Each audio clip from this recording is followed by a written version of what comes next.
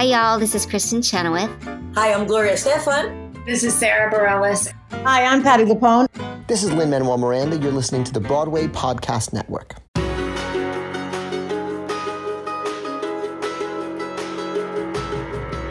Welcome to the Theater Podcast, intimate, personal conversations with theater's biggest names. Today, I'm Tom Cruise. I'm not Tom Cruise. What was his character? Jax? Was he? Yeah, he was Jax in the Rock of Ages movie. And we bring that up because this interview today is with Kirsten Scott, who is currently Sherrie in Rock of Ages in the 10th anniversary revival that just hit New World stages. I feel so old. Oh my gosh, I saw the original on Broadway 10 years ago to be exact, and loved it. I'm actually really glad that they've revived it, and in this production, of course, the cast is phenomenal. Kirsten, we get into some really, really great stories here in this episode. You were telling me before we started recording that she turned down, you like the story about how she turned down Hairspray. She was about to start college, and she booked Hairspray on Broadway. Mm-hmm. And she ultimately ended up turning it down because she felt like she wasn't ready, and she felt like she needed to go to school and do all that. And also felt really guilty about it the whole time, and then ended up graduating and booking Hairspray anyway. So it all works out. Yeah, came around again, and she went back into the show after she graduated. There was something that we talked about that was nice where Big Fish, it was like up and then down and kind of just a blip on the Broadway radar. Mm-hmm. And getting into that, she had some really good insights about dealing with that kind of, I won't say failure because it wasn't anything on her part. It was just the show just didn't work. It's just how the business runs sometimes. Yeah. So that was really interesting. And to me, she was saying that she found her way into theater after she was a guard in The Wizard of Oz as a kid, and it was all just downhill from there. But it's fine. I was a fairy in Midsummer Night's Dream, and I was hooked. Everybody has to find their hook somehow. Okay, so before we get into this episode, please visit us at ttp.fm, and of course, head over to the BroadwayPodcastNetwork.com, and you can see us and all the other podcasts that are part of the network. That's pretty much launching, I guess, now as this episode is dropping, so yay BPN. If you want to support us, visit ttp.fm/Patreon. You get cool stuff and get to meet us and do cool things if you support us at various levels, various tiers. Oh, forgot to say too, we're now starting to get the transcriptions for our episodes. We've got a couple in the works now because we've gotten a few supporters that have allowed us to start transcribing the episodes. So we're going to start adding those to the website and just be a little more accessible to the world. So thank you to everybody who has contributed. Cue the confetti. Cue the confetti. All right, everybody, please enjoy this episode with Kirsten Scott. Here you go. 1, 2, 3.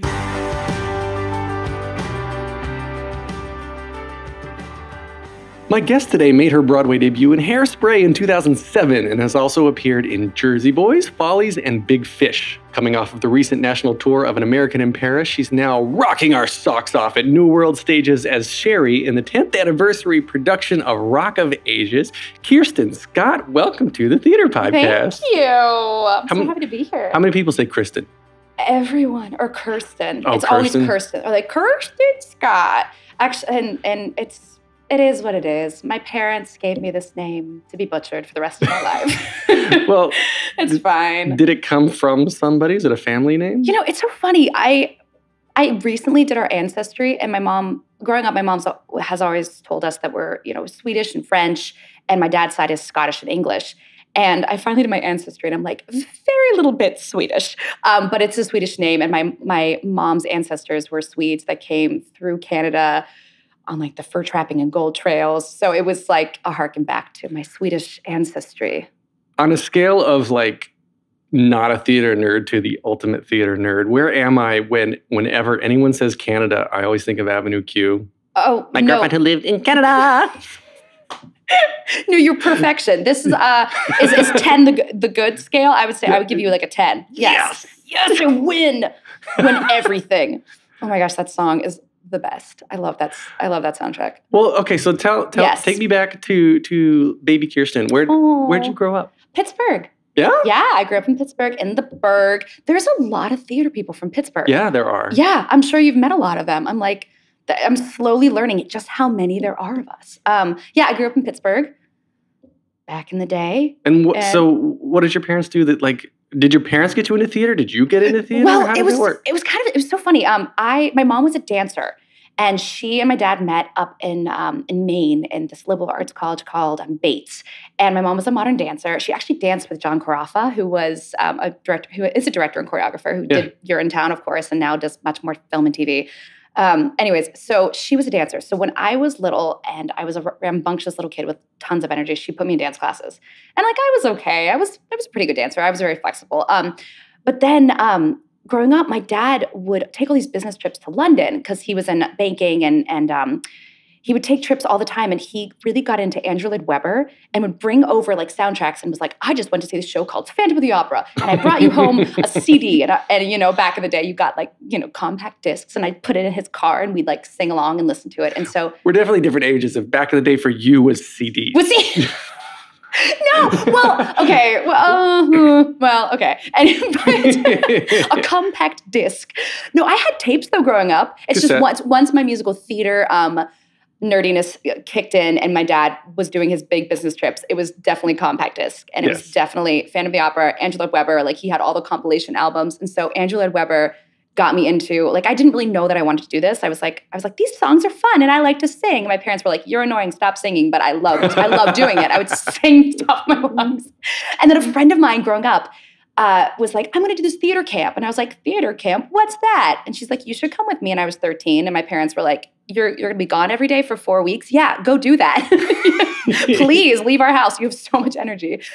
So I did it. And we did The Wizard of Oz. And I was hooked. I was like, oh, yeah, this is what I'm doing. Were you Dorothy?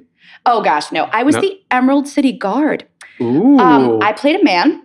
I wore a mustache. And I shoved all of my hair into a big hat. And then the following year, I was cast as Peter Pan, and I shoved all my hair into a hat. And I was like, why am I only cast as boys? I was like, I had a little bit of like okay, interesting choices. But it was, so yeah, that was my start. And then ever since then, it was so much fun. I never really considered it a career choice until, you know, high school, when they're like, what are you going to do for the rest of your life? I was like, theater? Because I don't do anything else. Did you have any other options? Were you, like, if you didn't do this? If I didn't do this, you know, I really wanted to be an oceanographer and a marine biologist. I was like obsessed with the ocean. Like, I wanted to like be like a dolphin whisperer and like swim with like the whales. But I think a theater definitely trumped that. Yeah. Yeah. Do you, so it was Wizard of Oz it was Wizard of Oz. That was your turning point? That was it. And the older kids did Cats. And I was like, what? Singing Cats. Well, I would listen to the soundtrack. So like, because I was like well-versed in Andrew Lloyd Webber. But I saw it on stage, and these were like the older kids I looked up to, and I was like, they are dancing in these leotards, and I'm living for this. Yeah. Yep. So did you get a lot of dance training? Like, your mom put you into dance. She put me to dance, and I kept up with my dancing, but I definitely, once I realized I wanted to like go to college for this, I realized I was like, I feel like I was a much better singer than I was a dancer or an actor. So then when I went to college, I was like, I need to get better at my acting and then also kind of keep up my dance training. But I did, for a hot second, go to Abby Lee Dance Studio, also known as Dance Moms. Right. Yes, which is outside of Pittsburgh. Yeah, I was going to say. She actually helped to book me my first Broadway show. No kidding. Yes. Full on. I was a senior in high school. And I started going to a dance studio to like up my dance game to like for college auditions. And she was like, we're going to an open call for the Hairspray National Tour. And I was like, I should go. My mom was like, sure. Cut to, by going to an open call, she meant she had to teach all of her classes. We were going to meet in a parking lot in Monroeville off the side of a highway at 11 o'clock at night, drive through the night, spend 2 hours at like a Comfort Inn in New Jersey, and then drive into the city to wait in line for 5 hours. Because you had to get there early. Because we had to get there early. This was like non-ec open call. Yeah. And then, so we get there. My parents drop me off in the parking lot, as you do. And Abby Lee looks at me and is like, you have a driver's license, right? And I was like, yeah, like 16-year-old Kirsten. Like, she's like, okay, you should drive. So cut to, I'm driving a black Escalade at 16, going from Pittsburgh to New York City, terrified because the highway was under construction. And it was like 11 o'clock at night. It was pitch black. And I'd never driven like longer than an hour before in my life. And it was an experience. We got in at like 5 a.m. You were the only one driving? Yes. So she just went to sleep. I shouldn't probably tell this story. She had to find a material for her to choreograph solos for like dance competitions for the following year. So she was like listening to like CDs and like was doing work, and I was just like white knuckling, just like we're good. And then there was kids in the back. There were like there were like 6 kids in the back. So you didn't sleep. I didn't there at 5 a.m. We got up there at 5 a.m. We checked into like some Best Western somewhere. I slept for 2 hours and then I got in line. And I happened to get into a room that had, I think it was Craig Burns, and then Craig Burns brought in Bernie Telsey. And then from that audition, I ended up booking Hairspray.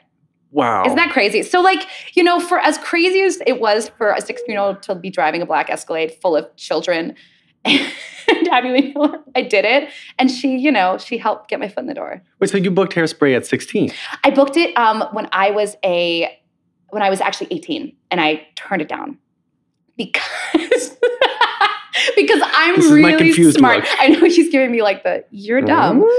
So at that point, I was like in callbacks. Look, I didn't book the national tour. They're like, you're not right for the tour, but we have a slot that's opening up in the Broadway company. And I was like, cool. And I didn't have an agent. So like I was on the phone with like Craig Burns back and forth. And I was like, yeah, I'll be there. And I started my freshman year at Carnegie Mellon at that point. So I was like, oh, I'm in college. And he was like, yeah, but if you book this, like you have to do this. And I was like, I'm not going to book this. This is great experience. I should just keep going. And I ended up booking it. And it was like, what do you do? And, you know, it was the hardest decision, I think, of my quote unquote adult life. Because I was 18 and I was like, you can't pass up this opportunity. And also everyone's going to hate you. And then I was like, but I'm loving school and I feel like I need this training. Like, what do you do? And it turns out I turned it down, which I lost so much sleep over. And I literally thought, I was like, I'm never going to get another job in my life. Like I should just quit school. And then when I graduated from Carnegie Mellon 4 years later, that same slot opened up. No kidding. And I literally went into the Broadway company, I think 2 months after I graduated. It was like the universe was like, you made the right decision. And I was like, thank you, universe. Because I spent 3 years going, you were stupid. Because you just don't know. Right. Also, people can be really angry, like about, you know, just being like, you turned that down? Come on. I feel like a lot of other performers are like me. Yeah. In that I feel like I'm always out to prove myself. And if I turn something down like that, then I've just screwed up the one chance I had. And I'm just not going to be good enough again. Yeah. It's so funny because I was so young and yet I was like, this is the right decision. Like, I don't know. Carnegie Mellon had like lured me into its fold and I was like, I'm in. I was like, I must be a better actor before I can be unleashed into New York City. I don't know. It was the right decision for me, but you know, to each their own. Well, yeah. I definitely lost a lot of sleep over it. Oh, I would too. I was like, oh, this is like your goal, the goal that you have. Yeah. And then you just throw. And then you're like, I'm just going to close that door. And I don't know. I had a lot of faith that I was like, this is going to come my way again. Was it Bernie who was casting it again? Yeah. So it was Craig Burns specifically who I was on back and forth on the phone with. And I will never forget the phone call where I was like, I'm not going to take it. Just like peeing my pants. Oh my gosh. Oh my goodness. Yeah. Silly little girl. So then you do come into Hairspray, graduate from college. Yes. And come into Hairspray at 2007. Mm-hmm. And how long were you in Hairspray? I was in Hairspray for about a full year. So okay. Yeah. So I was looking at your resume here. Oh. So then what else does it say? No. It says very red lipstick. I got this free at Sephora, and I was trying it. I was in my dressing room before coming here, not on my way here. I was sitting in my dressing room, and I was like, I got this free sample at Sephora. I was like, I'm going to try it out, and it's a podcast, so no one will be able to see it if it's a terrible mistake. But it's very dark. It looks good. It's a very dark purple red. Anyways. Yeah, it is very pred. Very pred. Okay, so Big Yes. Fish then is 2013. Yeah. So from 08 to 13. Yes. Oh, so I left Hairspray.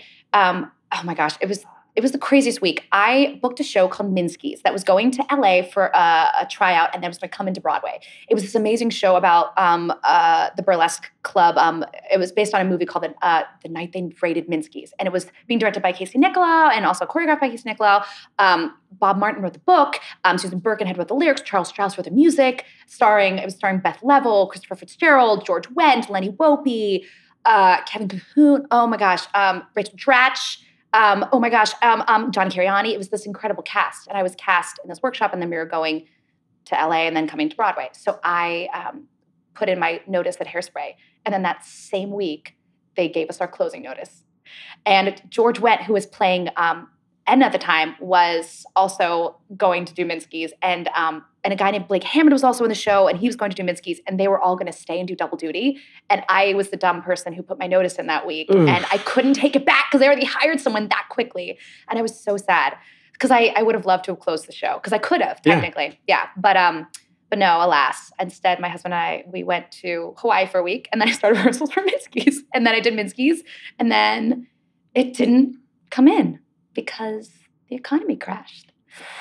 Yeah. So then I did a lot of regional theater until Follies happened. And then Big Fish happened. When did you get married? You got married? I got married.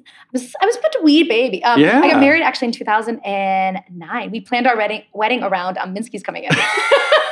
My husband proposed when we were out in LA doing the show. And excuse me, my gosh, a demon's coming out of my throat. And we were like, oh, it's coming to Broadway in like August. So like, let's get married in July. And then we'll start rehearsals in August. And then, yeah, we got this sad Get married news. young. Yes. Yeah, we met in college. So 24, 25? Yes. Yeah. Yes. Yeah. Yeah. Math. Quick math. Yeah. It's interesting to me when this is semi-cynical. Yeah. But it's interesting to me when people get married young, and it works. You know, it's true. It's not very common anymore. No. I feel like my husband and I were both very like old souls. And we when we met in college, it was like an instant like, there's something here. And we stayed together because he was older than I was, and he graduated, and I was still in school, and he was doing Broadway shows, and I was still in school, and we stayed together, and we did long distance, and we were like, it's still working, and then we finally moved in together, and we were like, it's still working. Yeah, it worked for us. But everyone has their own path, but yeah, we just celebrated 10 years. No kidding. Yeah, totally. That is, wow. Well, congratulations. Thanks. And he's in the business too? He is. Yeah, his name's Matthew Scott. He's also an actor. Yeah, he did like Jersey Boys and Catered Affair and Sondheim on Sondheim, and he did An American Paris on Broadway. Yeah. Did you did Jersey Boys with him then? I didn't. No, isn't that funny? I wish we did it together. It would have been so much fun. No, I did Jersey Boys actually after Big Fish closed. After my heart was broken when Big Fish closed, I went to Jersey Boys for about a year. And then he was actually a swing in the original company. He was brought on as like an additional swing after they had opened. Oh, very cool. On Broadway. Yeah. So he did it with all the original guys. It was very, very exciting. So Big Fish had just a 3-month run. What happened with that? Gosh, who knows? You know, it's been so long. I feel like now I can have maybe an opinion about it and not get in trouble. Because when it closed, and I was so close to everyone in that production, you know, on all the elements, the cast, the designers, the creative team, we kind of feel like we went through trenches together with that show because it started as a workshop, and we were all so close, and we believed in the story so much, and it was such this open, vulnerable, beating heart that we all thought was kind of like unstoppable. Like the show is perfect. It's beautiful. It means so much to us. It's definitely going to work out. And I feel like as the show got bigger and bigger, Big Fish got bigger and bigger, I don't know if we just lost like kind of the thread of like the true storyline. Like I think it almost would have been better if it just stayed simple and small. And kind of, I don't know if it was Andrew Lippa or our book writer, John August, that I was talking to at one point, that they kind of had an idea that it was like everyone in the show was kind of like a cast of characters in Edward Bloom's mind. So if like kind of like the movie, like if the witch is also Jenny Hill and Jenny Hill's also the witch, and like Sandra's the one woman in his life doesn't play another character in his stories. So like we're all kind of this cast of characters that as a story develops, we all become, we're all now circus folk and we're all this, and almost like a very like kind of like Peter and the Starcatcher-esque, if you will. And in a weird way, I feel like it would have worked better if it kind of was small. Like there were a lot of production elements that made it such a big production. There were a lot of projections and everything. Like, as we were doing it, I was like, this is perfect. This is all going to work out. But kind of now reflecting back on it, I think the story is so solid and I think the score is so, so fantastic that I think it kind of could work as just a tiny little chamber piece in a black box with, like a cast of characters throwing on like a hat and like, now I'm this and now I'm that, instead of it kind of being this big epic Broadway thing. I don't know. Yeah. But I'm not a wizard. I can't tell why it didn't work. I mean, nor an economist. Yeah, nor an economist. Exactly. Do you find yourself kind of gravitated towards more character-driven roles like that, or yes? Yeah. Oh my gosh! And Big Fish for me was the first time I got to originate anything. Yeah. I mean, I just come off of doing Follies, where I got to work with Stephen Sondheim, which I was like, okay, I am 20-something, and I am in a room with Steve Sondheim. Like, I'm like pinching myself. I felt so lucky. But at the same time, that was a story that had already been written and already had been breathed life into by another actress. So no matter what, there were decisions that were already made, whether script-wise or music-wise, that I wasn't the one to lend my voice to it for the first time. Whereas Big Fish, it was so cool to kind of get to be there and they're like, okay, what makes Kirsten tick? Okay, well, let's add this because she can do this and she can do that. And it was so special to get to put my handprint on something for the first time. So because of that, I feel like I am driven to like, specifically with Big Fish, I got to play Jenny Hill, who got to be 16 to like, we put her at like early 60s. So to get to play that range of age, got to do that every night was just amazing for me. And I feel like I am a young girl with like an old character actress like living inside of me. So when I finally do get to graduate to those like character actor roles, I feel like I'm just gonna like bite into them so hard. But I am very much drawn to more of those like, I would love to kind of sink my teeth into like Gypsy and stuff like that, like now. But I have to, I have to graduate to those roles someday. Right. I meant Mama Rose in Gypsy. Yes. No, yes. Clearly. Of course. of course. But of course. But yeah, I'm much more drawn to those. Like I want to get gritty and like, I feel like my perfect role has yet to be written, but I want to do is like almost like a very broad, like vaudevillian, like character actress, maybe from like the silent film era. Like, I mean, like I'm always drawn to shows like a Mac and Mabel or like oh my gosh, what was I just thinking of? Or like a funny girl, like a funny, broad woman who's just going out there and grabbing life by the balls. Yeah. So you're so confused right now. You're like, what are you talking about? No, I'm trying to think of the perfect role. Right? It's not out there. No, maybe it is. I think Mama Rose would be good. So you'd rather be Mama Rose than a Cinderella. Oh yes. Yeah. Oh yeah. And I can't wait to age and get to like, yeah. Throw on a fat suit and like. Probably the only actor I've talked to who's like, I just can't wait to get old. I just mean like there's so many great, there's a lot of great roles that I'm excited to kind of age into at some point. Right. Because I feel like a woman in her 30s in musical theater, you're in this like weird stage of like, you're not quite leading lady material yet. I feel like you have to be like late 30s, early 40s. And you're not quite like, you're not in the Hairsprays anymore. Like as like a nicest kids in town. So you're like, in this weird age range. So like, because like right now I'm playing Sherrie in Rock of Ages and I'm like a 20-something. So, you're still kind of, I don't know, in this weird amoeba land of not quite old enough, but not quite young anymore. Well, this is one of the few industries where you have to be discriminated against because of your body type and because of your looks, right? And yeah. Stay with me here. Okay, I'm gonna jump on this ride. Keep going. Okay, you're like what? Now that's when my face goes, yeah. okay. Because you're in your 30s now. Yeah. Another person in their 30s could or could not, depending on their body type, play Sherrie in Rock of Ages or play younger. Like you've got the ability with skill and acting ability to play older, but you've got a very youthful look that allows you to play younger. God bless you. Yes, I stick my face in a pickle jar every night. And your skin regime is amazing. Thank you. I moisturize.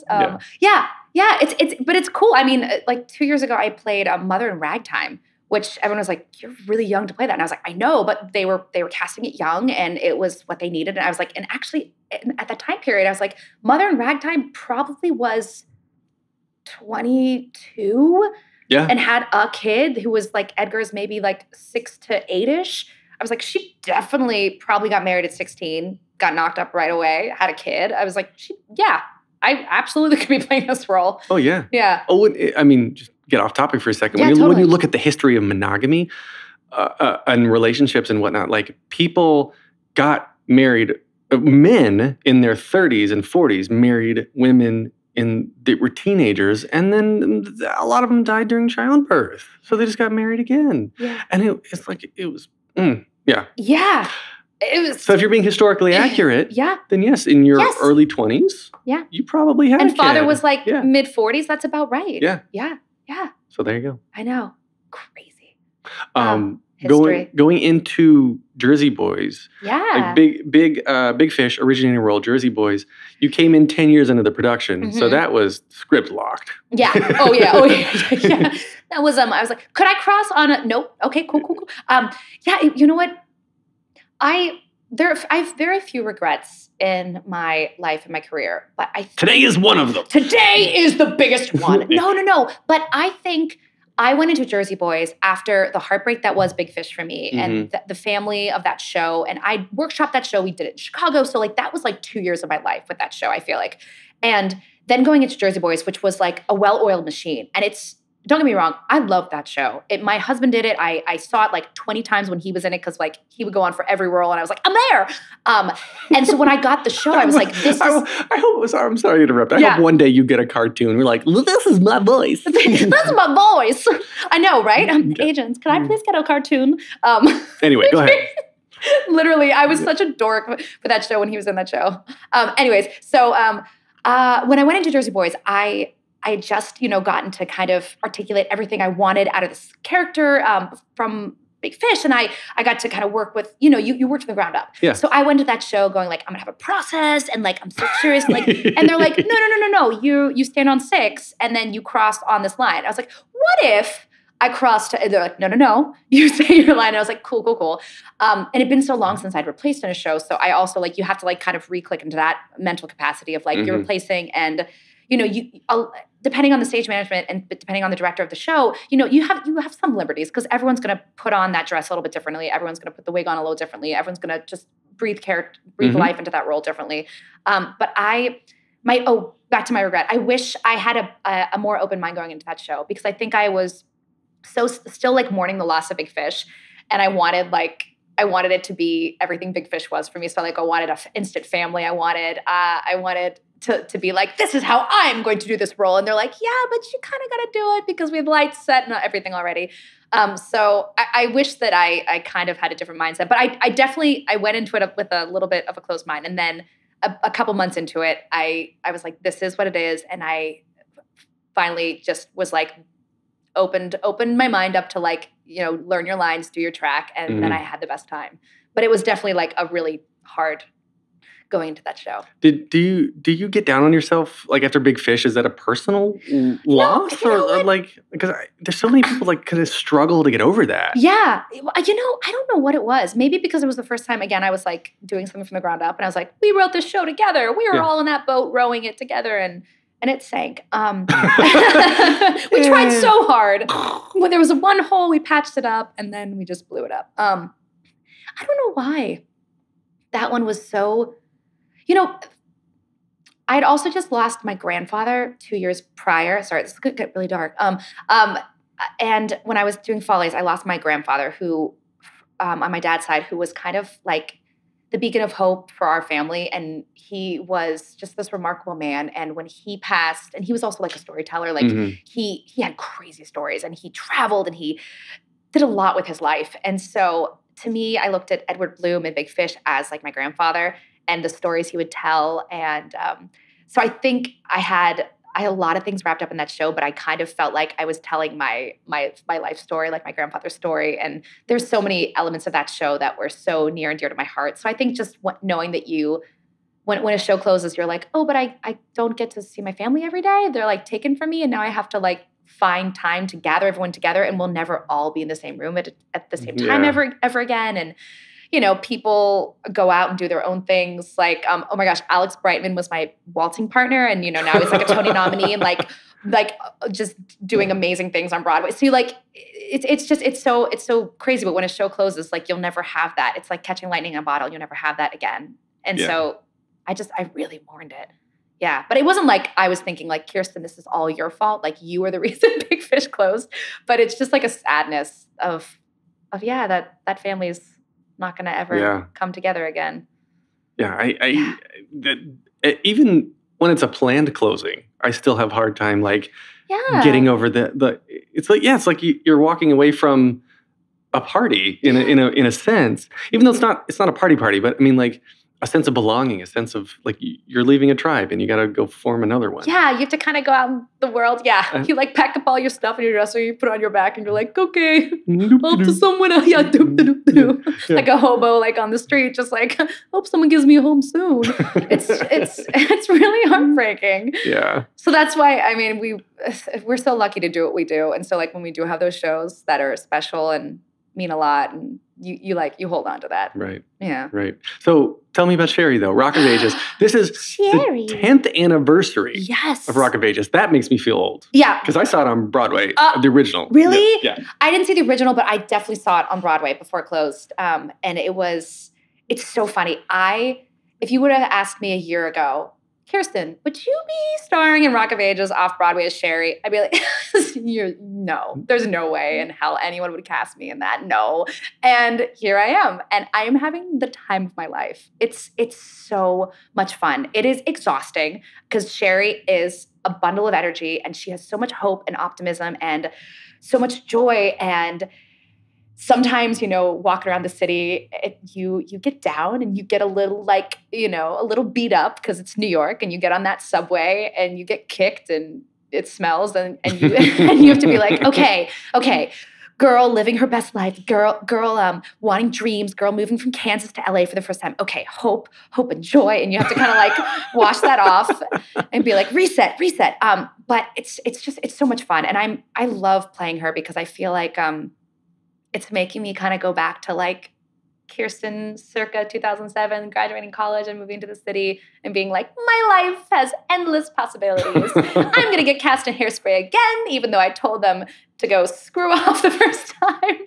And life is good. And I'm a hopeless optimist. And I always am like, things are going to work out until they don't. And then I'm so sad because I'm like, wait, in what world was this not going to work out? I'm so confused. So it's really lovely to kind of get to play her every night because I really feel like I'm going back to like, young Kirsten and hopes and dreams and endless possibilities. Yeah, it seems like it's a super fun cast. I mean, it really is. Oh my gosh, the cast is so talented.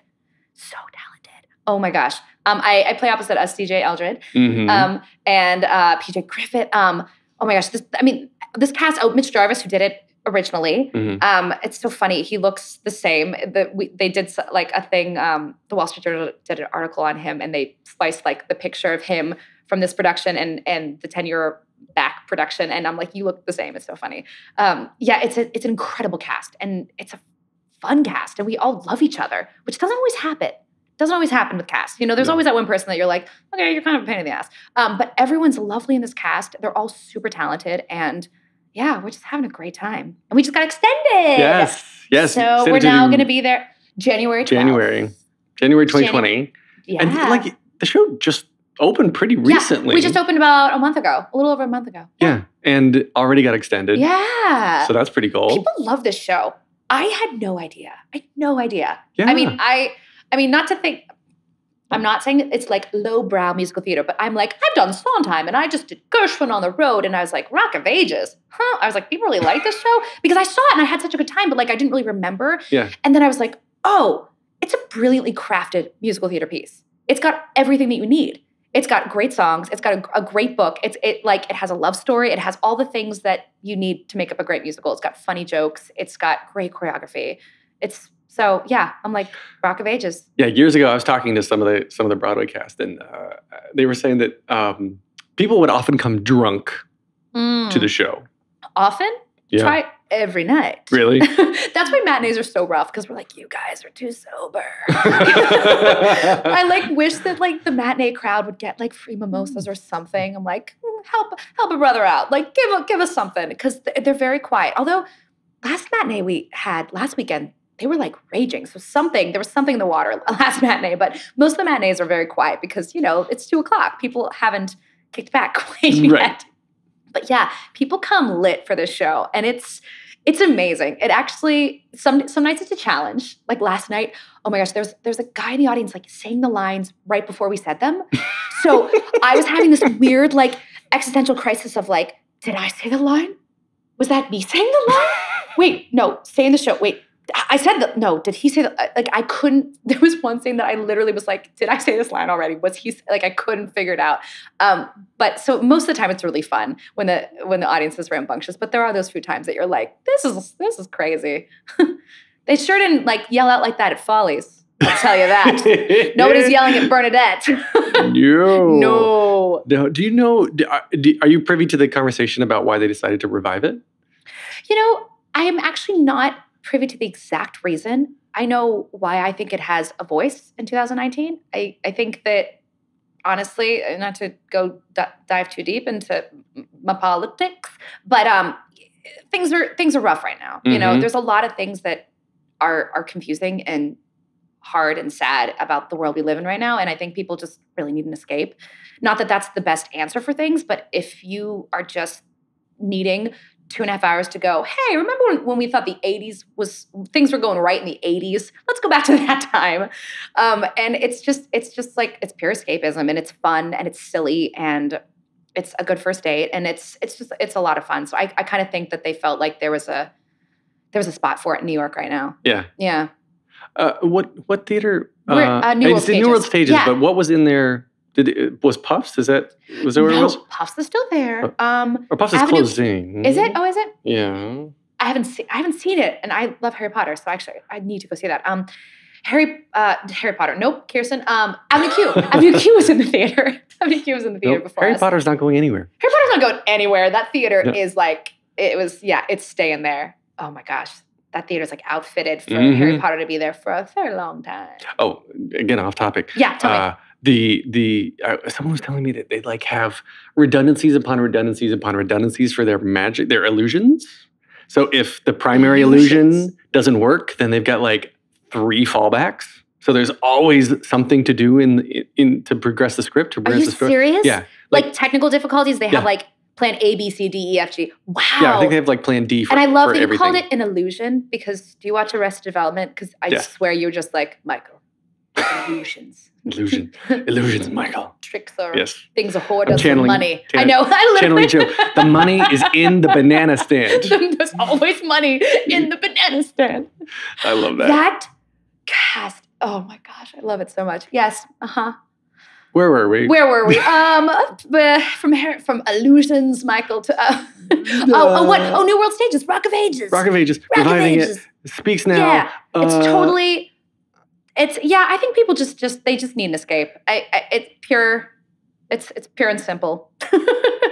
Do people come to the stage door? Because New World Stage's stage door is like around the block. It's confusing. They find it. They get a map and they Google Maps it, and they somehow can cross that courtyard to us, and they find it. Yeah.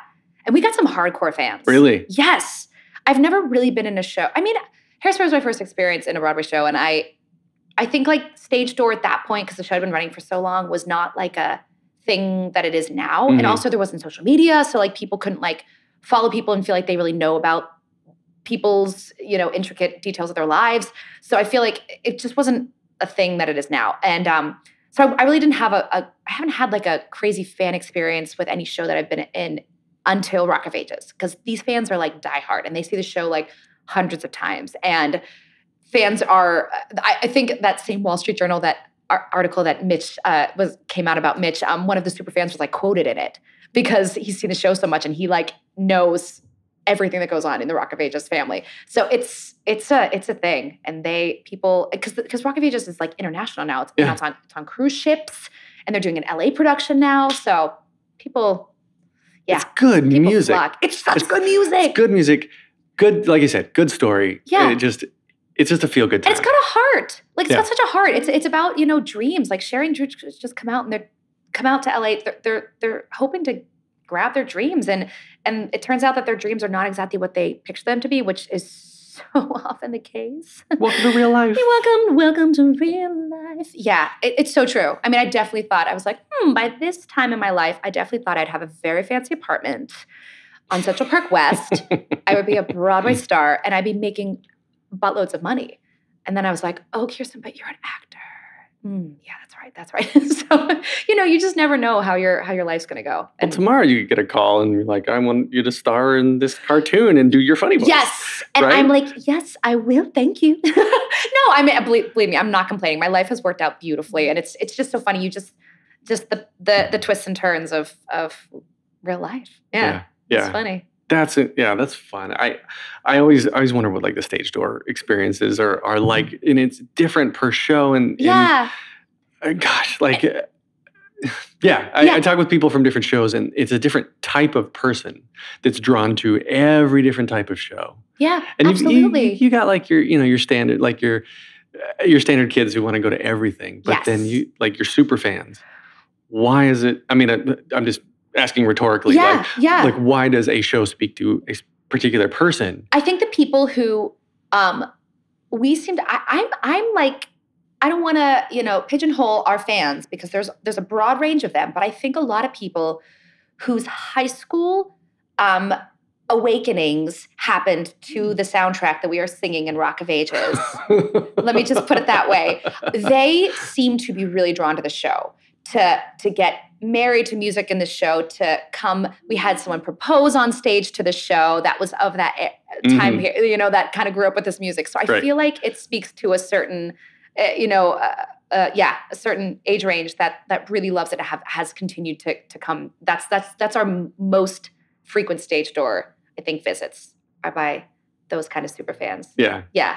Does that make any sense? Yes, totally. Well, I'm guffing my own word, like picturing what they physically look like just the leather jackets and I feel like the motorcycle gangs, show up to Rock of Ages. Yeah, if you're gonna like a musical. That's the thing. Yeah. Yes, it's like those people, that like rode in on a Harley, and you're like, you're going to go see a Broadway show? No, you're not. And you're like, oh, you're going to see Rock of Ages. Yeah, that makes sense. And they have the best time. I mean, they could see any show in the city and they could have the greatest time. But like Rock of Ages speaks their language, and it's poop jokes and awesome 80s music. And they're like, I'm in. Is this the most vocally challenging role you've had? You know what? In New York City, yeah. It's so funny. I just had a friend come to the show last night, and I won't say his name. But I was on Stephen Sondheim. His name's sounds like Scream and Scrime.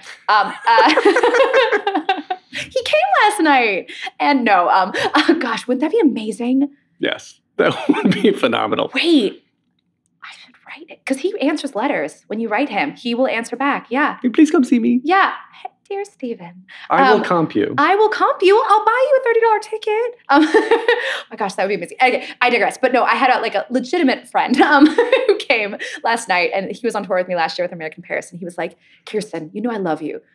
But when they the casting announcement came out for Rock of Ages, he was like, I was confused. I was like, oh, okay, I love her, but can she do this? And he's like, oh my gosh, you can do this. And I was like, yeah, I know. This is kind of what I used to do in college and high school. But then I moved to the city and did a couple shows, and then did some more classical leading lady roles. And then people were like, oh, you're this, because they're always trying to put you in a box because it's so much easier. Right. But yeah, this is kind of used to be my bread and butter. I love to just sing, belt my face off. So in the city, this is kind of the most vocally challenging role I've ever gotten to do. in New York, which is really exciting because people are kind of like, who? What? I didn't know you had this side to you. And I'm like, I do. It's been a little secret, but yeah, I got it. So it's been really exciting to kind of get to show this side of myself for the first time in a New York setting. That's so much fun. I like worry, reinventing myself almost. God, I worry about vocal injuries and health and whatnot. Like Casey Levy just started a Twitter thread like last week or whatever. You read all that? Yeah. I didn't read all of it, but I know of it. I'm one of those people who I'm not on Twitter. I'm like, I will Instagram all day, every day, but like I never got on the Twitter. Yeah, I know. It's okay. It's okay. Shrug. But tell me, because I didn't do the deep dive. No, it was just like it was like George Salazar and Alex Brightman and Casey started the whole thing of like, just so you know, we all have injuries and we should start talking about it. And there's a horrible freaking stigma around it. There is. And I was interviewing Leslie Kritzer and she brought up her vocal like she's hemorrhaged twice. Oh my God, twice? Yeah. Oh my gosh. I love her. And I believe it was twice. Okay. And I believe it was her that said, yeah. And people just, they worry that like your career is over, but it's so common. It's so common. I have two friends very close to me that have very severe vocal injuries. One person got surgery and the other one I think might have to get surgery soon. It's really scary because you don't want people to know, because you think as soon as people know, like especially like producers, they're like, oh, I don't want to stake a show on that person if they have an injury, because they could be calling out left and right, and if they're about the title, then we have to give people's tickets. It's a whole thing. But to sing these kind of, I mean, they didn't used to write scores like they do now. I mean, there were no women that were belting in the rafters the way that we are nowadays. Like back in the day, like speaking of like Gypsy, right? Like Mama Rose, yeah. I mean, that belt does not go very high, and that's like pure chest voice. So like women now on Broadway are mixed belting up to notes that they never used to write to be mixed belted that high. So we're finding ways to still stay healthy and to sing up in the stratosphere, and it's really tricky to maintain 8 shows a week. And it should be a conversation, because people shouldn't be scared to be open about it, because it's a real thing, and vocal health is very important. And I'm a huge proponent of that, of getting vocal therapy, getting voice lessons, and trying to make sure that you're singing healthily 8 shows a week. But it's a struggle, because sometimes you're just like, I just gotta squeak that note out, and then that's the night that something happens. Oof. I know. Yeah. Wow. Yeah. I really agree that I think it's sort of like mental health in the country in general, and then you want to get micro examples. Yeah, like of course, it's just like it's the vocal vocal health, the analogy that Leslie and I were using was that like this is the Olympics of theater. Broadway is the top of the top. Yes. And even Olympic athletes hurt themselves, and then they have to train. And no, it's like, oh, he sprained his whatever. Like that's totally cool. But then a singer who hemorrhages, they're just damaged goods forever. Yeah. Like that should not be the case. It shouldn't be the case. And I don't know if it's an education issue, if we need to be, when shows are starting from the ground up, if composers need to work with vocal health technicians that are saying, okay, this, because for example, like Frankie Valli and Jersey Boys like has a 2-show Frankie. Like you don't have to sing that, because they know that how challenging it is. And so I don't know if like people just need to be on the ground floor of like, hey, this is a really vocally challenging role. You need to either consider having a matinee replacement for this role, or you need to alternate, or you need to maybe hire. I know that a lot of people hire vocal coaches for, if you're singing a really hard part. They just, it needs to be more in the conversation, I think, from like the get-go, as opposed to like, now I can't sing, now what? Yeah, the first time that really came to my attention was looking into Evan Hansen. Dear Evan Hansen, because there is no Evan Hansen that does 8 shows a week. Oh, wait. Was there ever? I don't, what? I feel like, did Ben Platt do 8 shows a week? I don't. You know what? You might be right. I don't think so. I should know this. But now, I know Taylor Trench didn't. Yeah. Andrew Barth Feldman does not, because like Michael Lee Brown's been there, I think, since the beginning. He's been the alternate. Okay, cool. I saw it actually opening night, because my friend Crystal Lloyd was in it. So I wouldn't have known. Okay. Wow. But yeah. It's just, I'm always confused that there's not an alphabet alternate or like, like a role like that. You're like, you're singing your face off. That's yeah. But, or even like, does Casey Lee do 8 shows a week? Yes. Yeah. So, okay. Yeah. I think she was the one, because she started the whole Twitter thing. Yes. So it's a real thing. That's hard. It's a real consideration. That's hard. Yeah. It's not easy. And you basically, I mean, I love wine and bourbon and whiskey, and I have not been drinking with this show because I would much rather feel like I can get through my 8 shows, and we do 5-show weekends, which is hard. I feel like I'd much rather get through my 8 shows and not feel like I'm, sandpaper on my vocal cords than relax with my glass of wine at night. So it's a real struggle. Struggle's real. But that's kind of what I've been doing. And also I don't really do a lot outside the show. It's just, you kind of have to really, really maintain. And it is like the Olympics. You have to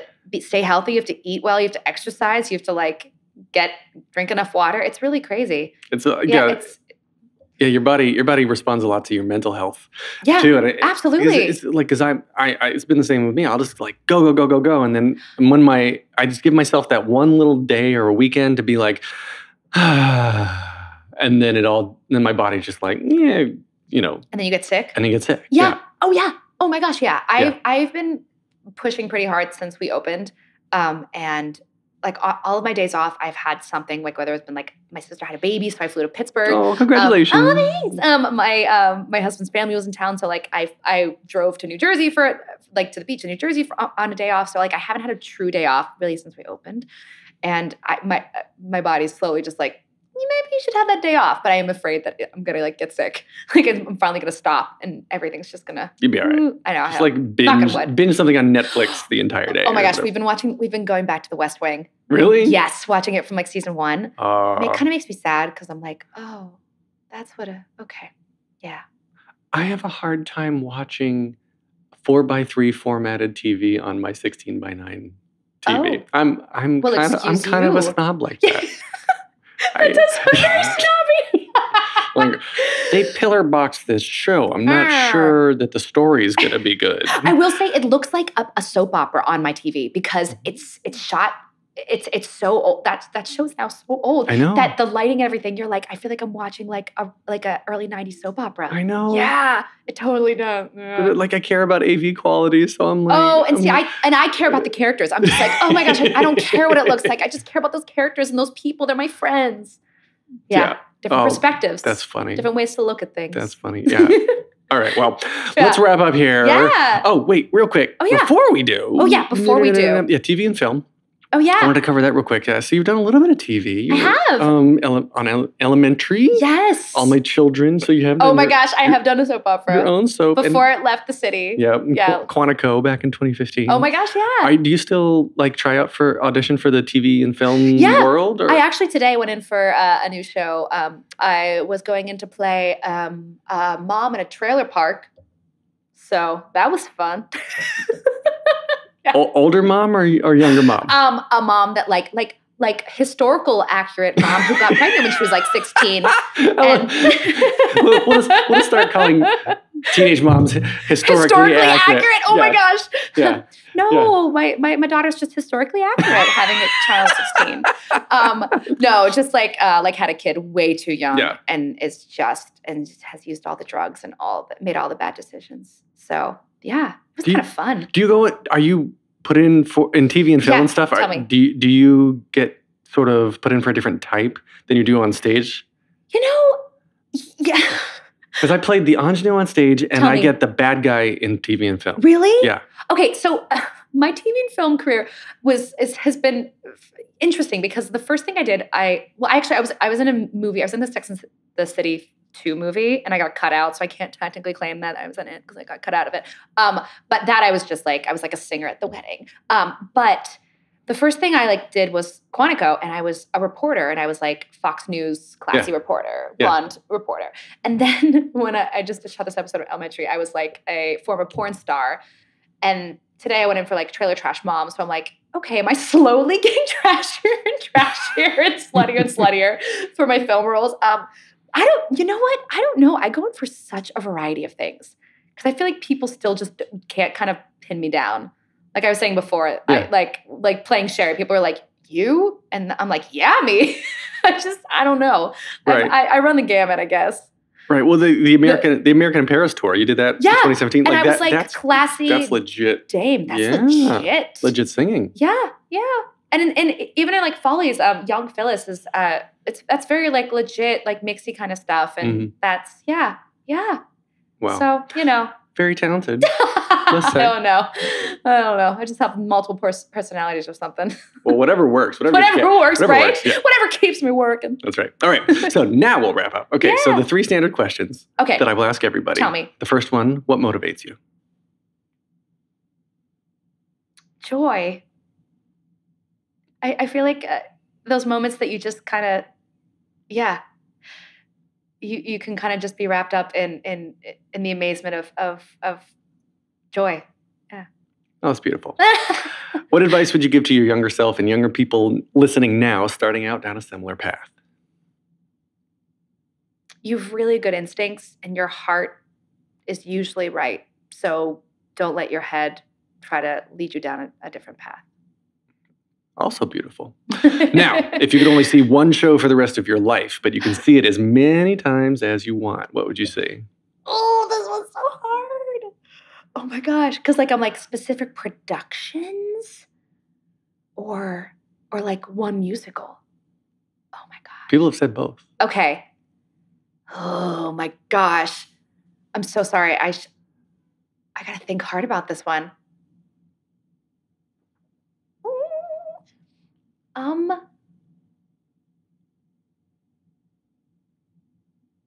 You know what? I feel like Ragtime. It's one of those shows that there's so many different elements and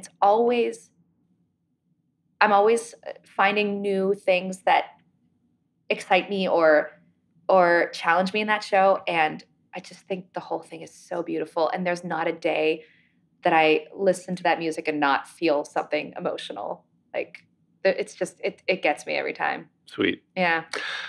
Also beautiful. Now, on social, we can find you at KB Scotty on Instagram. And then, of course, rockofagesmusical.com to get tickets to see you at New World Stages. You can get more of me at thetheaterpodcast.com. Show your support at theaterpodcast.com/Patreon. You can find me on Instagram and Twitter at theater_podcast. And leave a rating, leave a review wherever you're listening now. It helps. This is produced by Jillian Hockman, edited by Matthew Hendershot, and then Jukebox the Ghost provided the intro and outro music. Thank you, guys. And, of course, the biggest thanks goes to Kirsten here. Thank you so much for having me. Thank you. This has been so much fun. Yeah. And your view is breathtaking. I know, it's so nice. We don't have windows in our theater. So I'm like, oh my gosh, outside. Oh yeah, New World Stages is like we're like underground. We're like in the subway tracks. Well, thank you again. Thanks so much. Take a deep breath, make the world a little colorful.